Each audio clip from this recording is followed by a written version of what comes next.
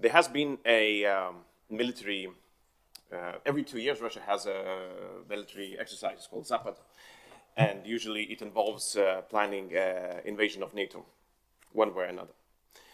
And I think it was 2018, 2017, I might be wrong on years, but quite recently.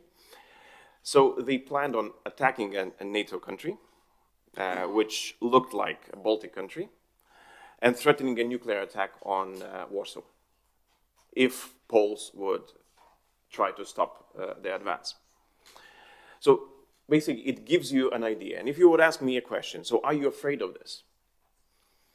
I would say there is no, I cannot be afraid. I wouldn't be able to live. The people in my country wouldn't be able to live. We have to trust that we are prepared to push back, to have an answer for any sort of escalation. Because otherwise, Putin has an upper hand. If we're afraid in Ukraine, we might be afraid in Lithuania. We might be afraid in Poland. We might be afraid in Spain. Who knows? We have to push back on fear. When it comes to actual lines and red lines, obviously this is way more practical. And what I'm saying is that, look, take an example of grain shipments.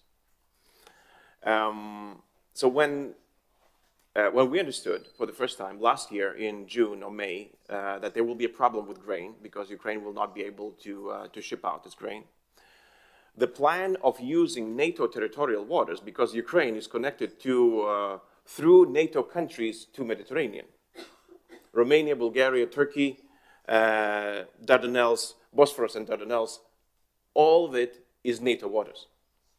So the plan was there. But it was not used. Why? Because it seemed escalatory. If we would allow grain ships to go through Turkey, Bulgaria, Romania, and reach Ukraine, it seemed it would be escalation. So we did not do that. Now, when there is no other way, there's no other chance because Ukraine is unable any other way. The agreement in UN is no longer working. It is a plan.